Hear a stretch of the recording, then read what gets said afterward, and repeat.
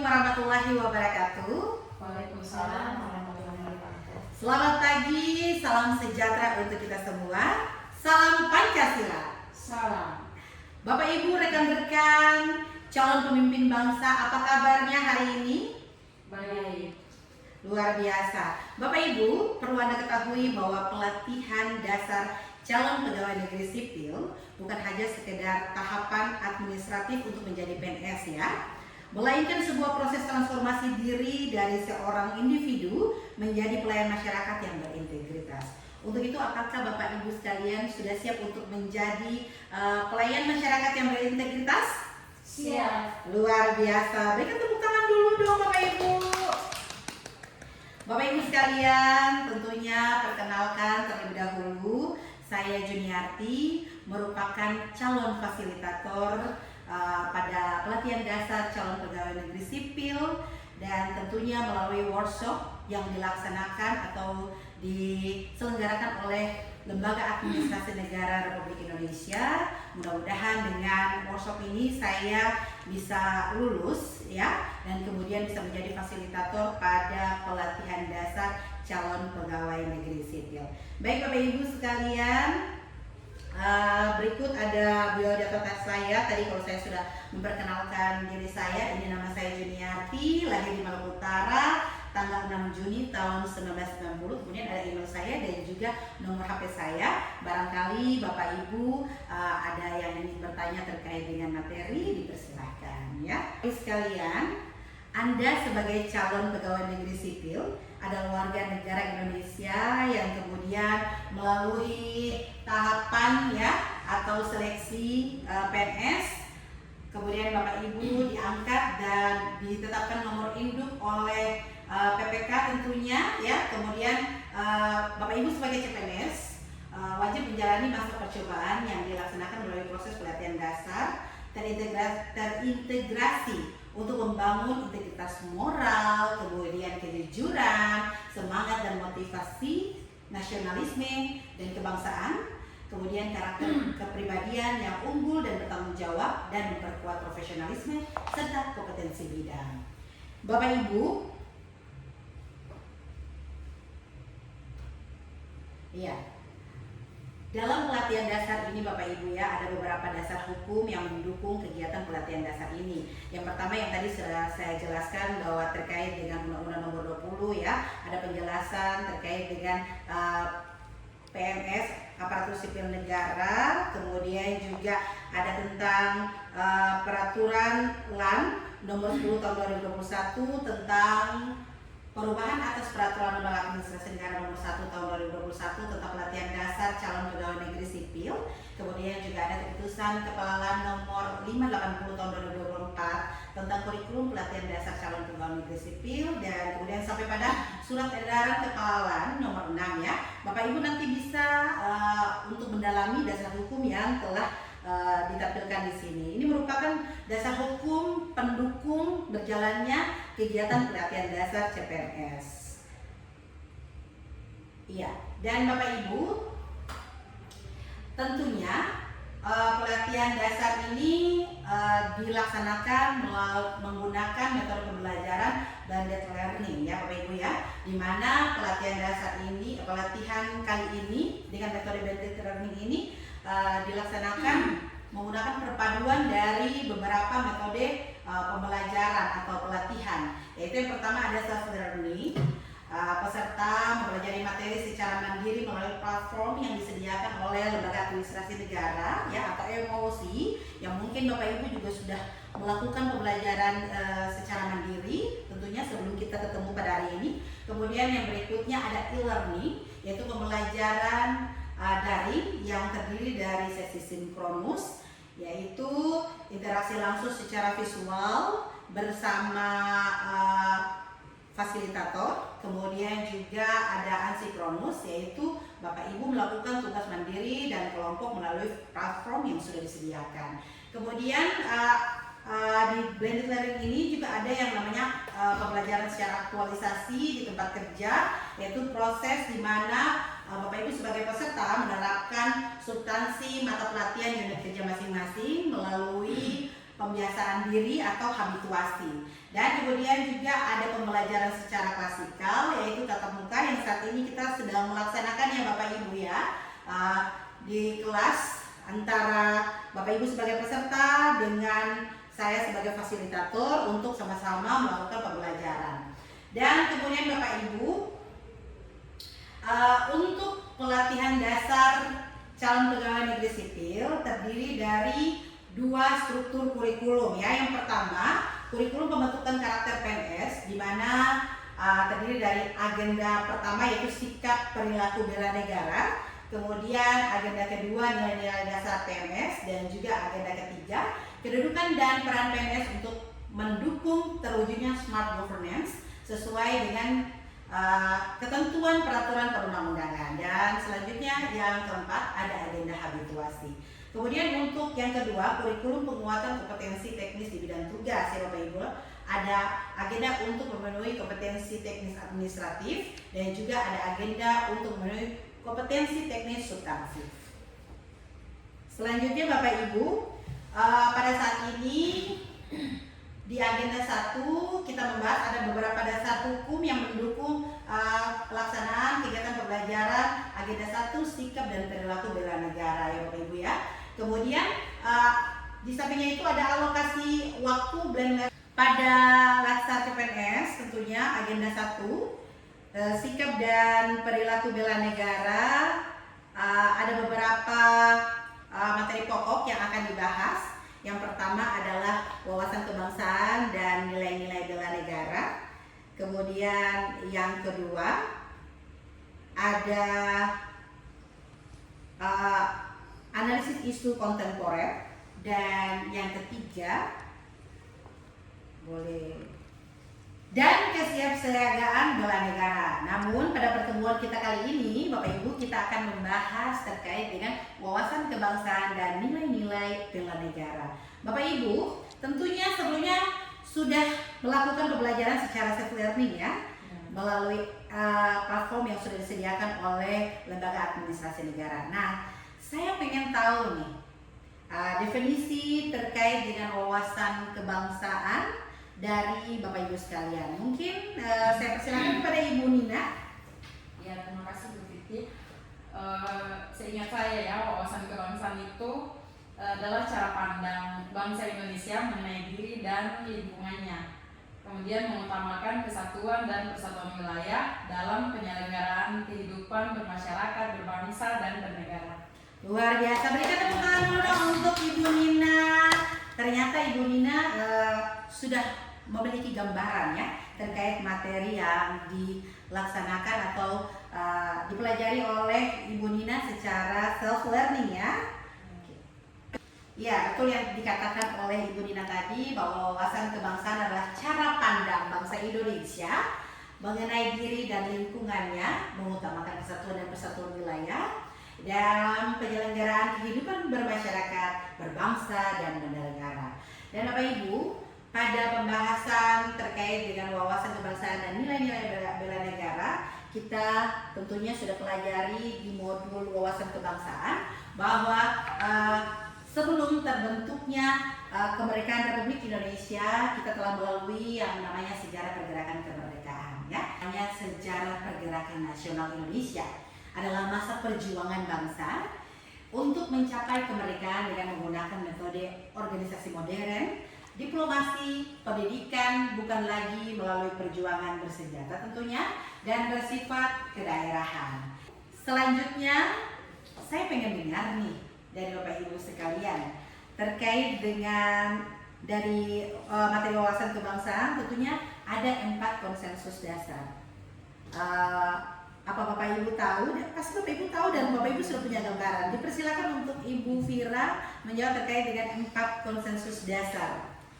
Ya, terima kasih Bu. Ini saya akan menjawab tentang 4 konsensus dasar. Yang pertama yaitu Pancasila, kedua bahasa Indonesia, yang ketiga Bhinneka Tunggal Ika, dan yang keempat negara kesatuan. Iya, kurang lebih sudah lumayan tepat ya jawaban dari Ibu Vira.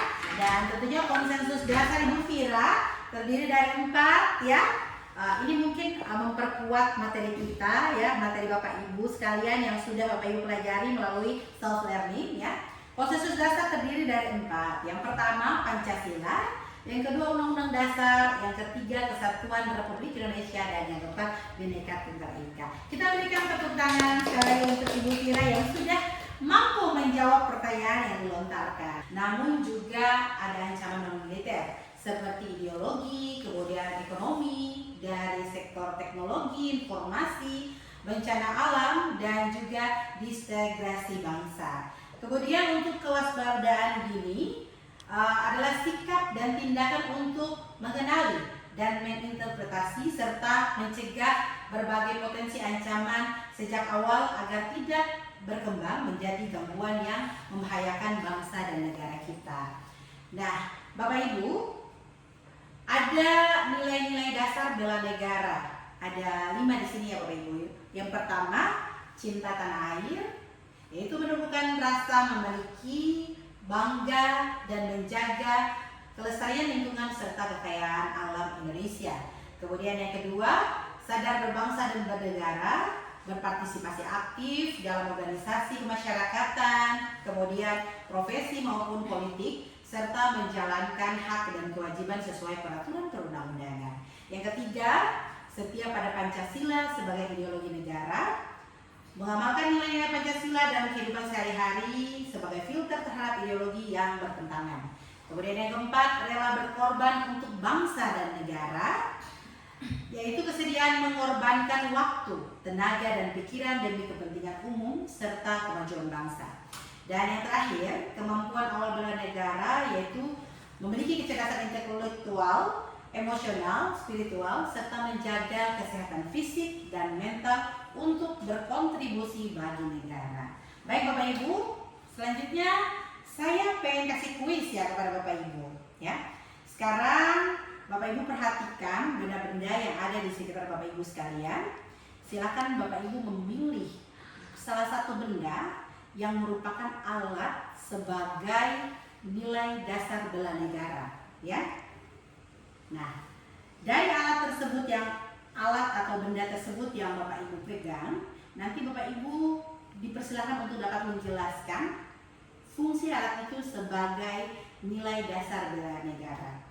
Dipersilakan Bapak Ibu, saya berikan waktu 30 detik untuk Bapak Ibu memilih benda apa yang bisa dijadikan alat untuk mempresentasikan nilai-nilai dasar bela negara. Dipersilakan, Ibu Nina sudah siap? Iya. Silakan Bu Nina. Baik Ibu Titi, terima kasih. Untuk benda yang saya pilih ada air mineral. Di sini dia menggambarkan 2 nilai dasar bela negara. Yang pertama yaitu cinta tanah air, di mana air mineral ini merupakan produk asli Indonesia. Kemudian yang kedua, kemampuan awal bela negara dengan cara menjaga kesehatan fisik.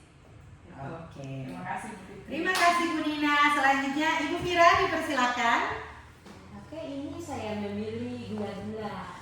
Nah, mereknya ini Vertigo sebagai rasa cinta tanah air saya terhadap produk dalam negeri. Di mana gula-gula ini juga ini sekarang ini terkenal hingga ke luar negeri.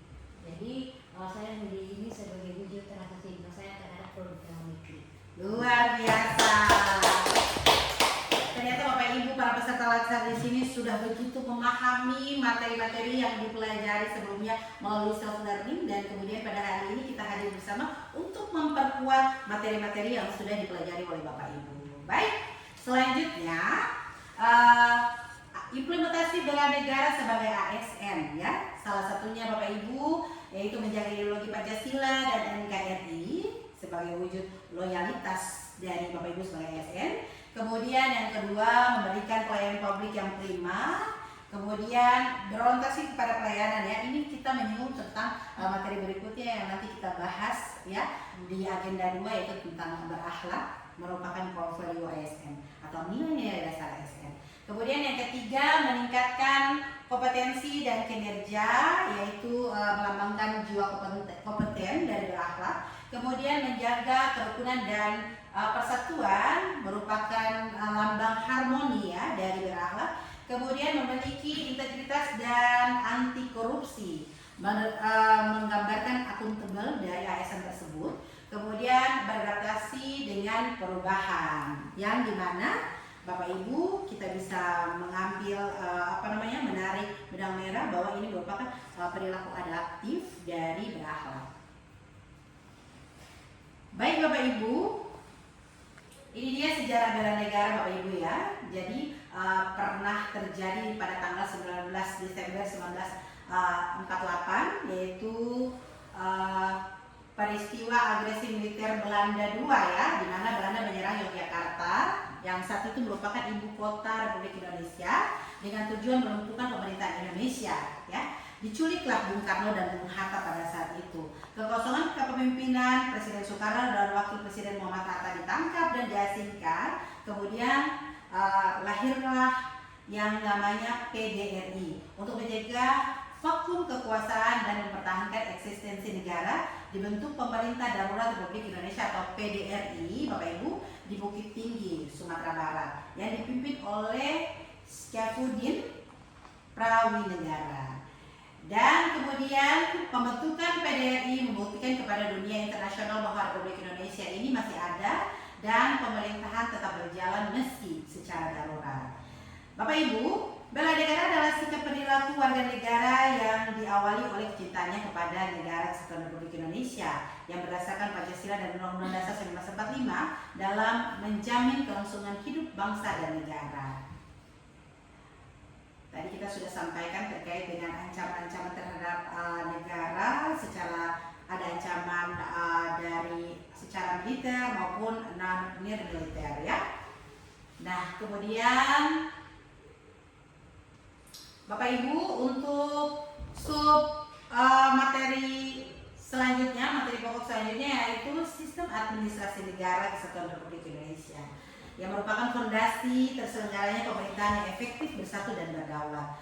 Bentuk dan sistem NKRI, di mana bentuk negara Kesatuan Republik Indonesia itu adalah merupakan negara kesatuan, satu nusa, satu bangsa dan satu bahasa. Kemudian sistem pemerintahan di Republik Indonesia ini merupakan pemerintahan berbentuk republik, kedaulatan di tangan rakyat, desentralisasi dalam bingkai NKRI sesuai dengan Undang-Undang Dasar 1945.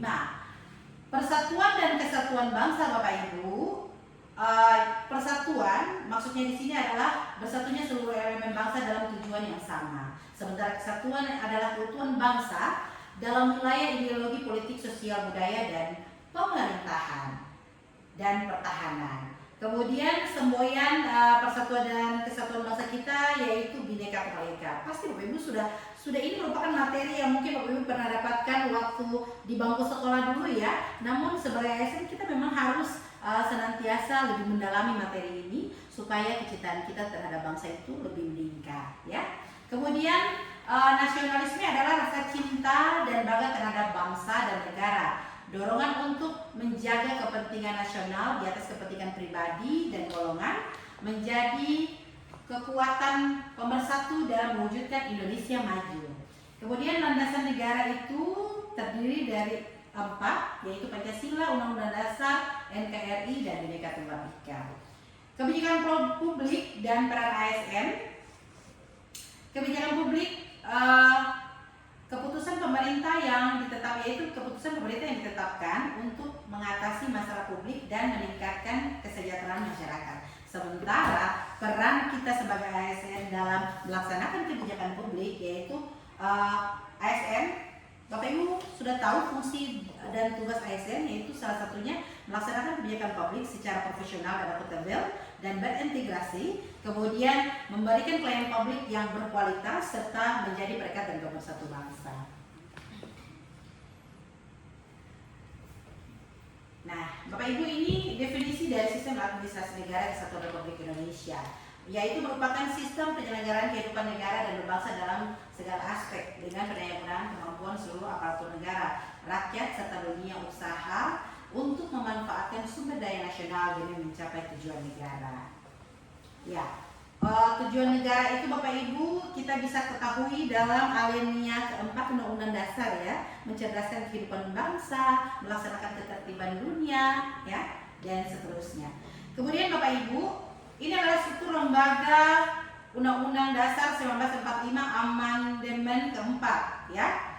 Dari Undang-Undang Dasar 1945 pemerintahan kita ada yang dinamakan eksekutif, legislatif, yudikatif, dan juga eksaminatif.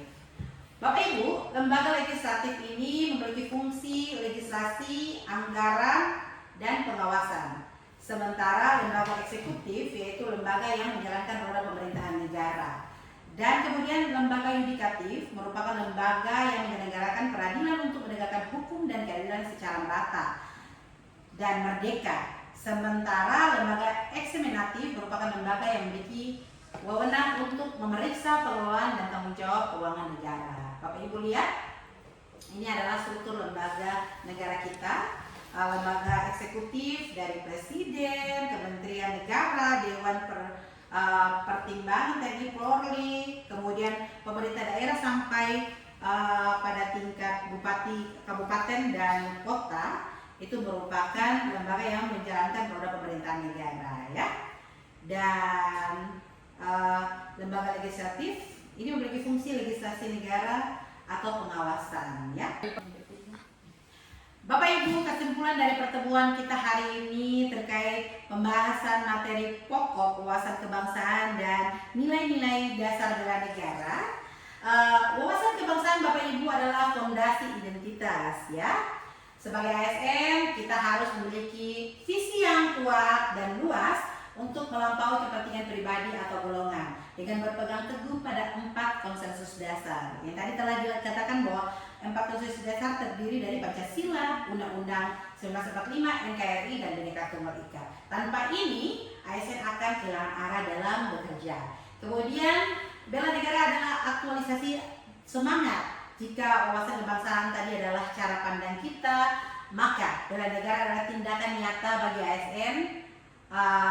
Dan tentunya bela negara saat ini tidak lagi diwujudkan dengan mengangkat senjata, melainkan dengan profesionalisme, kejujuran, pelayanan publik prima, dan pengabdian tanpa pamrih sesuai profesi masing-masing. Kemudian Sankri adalah wadah atau mekanisme kerja bagi ASN. Untuk itu kita berikan tepuk tangan dulu dong untuk pertemuan kita pada hari ini. Semoga apa yang kita pelajari pada hari ini menjadi penyemangat kita dalam menjalankan tugas kita sebagai ASN. Terima kasih. Sebelum saya tutup, kita sama-sama boleh menyanyikan lagu Bagianmu Negeri, ya. Bapak Ibu, dipersilakan kita untuk taruh tangan di dada untuk meningkatkan jiwa nasionalisme kita dan kecintaan kita kepada bangsa dan negara.